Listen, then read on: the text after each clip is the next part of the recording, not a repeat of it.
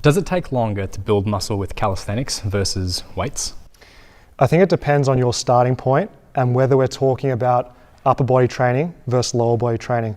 Using progressively overloaded movements, doing more reps, keeping your intensity relative to failure up, you're eating enough, you will build muscle with calisthenics, especially for the upper body. Where we tend to have a little bit less efficiency is the lower body. It's just a bit more difficult to comprehensively overload the lower body. It's harder to do hip hinges, i.e. deadlifts, with sufficient intensity. You're a bit more constrained with your exercise selection as well.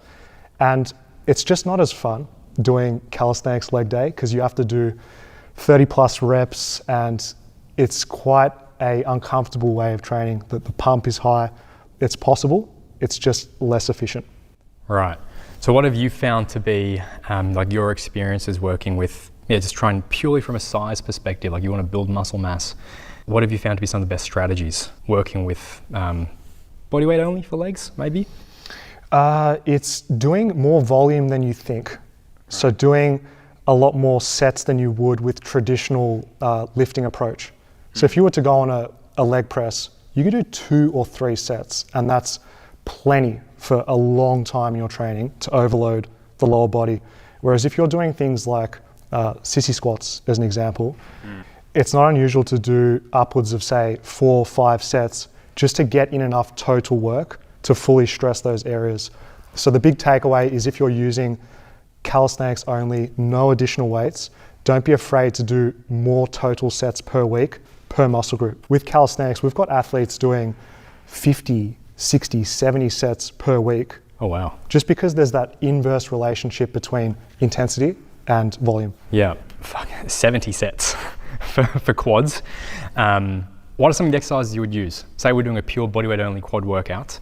What would you, or throughout the entire week, what exercises do you choose?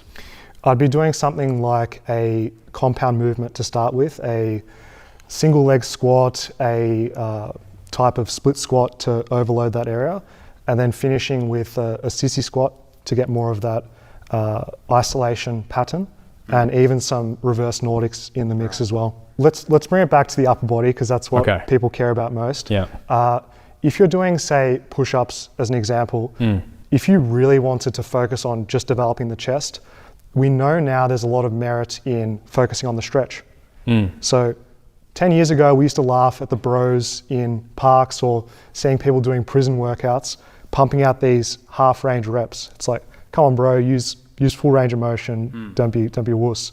But now we know that that's an option for fatiguing that area. Right. So not being afraid to use stretch partials, doing repetitions beyond not going full range. So push-ups like this, if you've done all your reps full range, don't be afraid to finish at the bottom.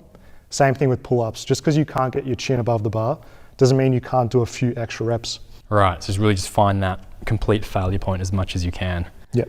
Would you say that all else being equal with your training, or with your nutrition, your recovery, if you just did body weight versus just doing weights, could you gain muscle at the same rate?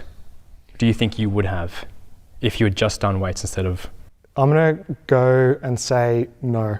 Just, it's a lot more linear and simplistic with weights to overload and be calculated, especially for the goal of hypertrophy specifically. So people are like, okay, I'm strong enough for push-ups, I'm going to do single arm push-ups now. Yeah. And just the way that your body's moving, the movement pattern, it's not the exact same as being like, I'm on bench press, I'm gonna go heavier. We know that it's more about how much you do for the muscle and the effort.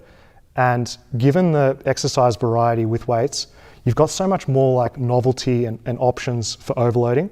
So I would say that, yeah, if your main goal is to get big, lift weights. It's what everyone does. It's, if you don't enjoy doing that, you don't have the equipment to do so, you can go seriously far with calisthenics. You just have to look around at the physiques of people that are just training in parks. So yeah, I mean, it probably is in a complete vacuum technically possible to progress at the same rate, body weight versus weights, but it's practically not going to happen. It just makes a lot more sense if you want to build the most muscle possible, more weights or have some weights doesn't mean calisthenics are bad though. We always want a little bit of a mix of both. In other news, I've got you a gift. I want you to click below to download my free full body calisthenics workout. I'll teach you how to get big and strong with old school bodyweight training.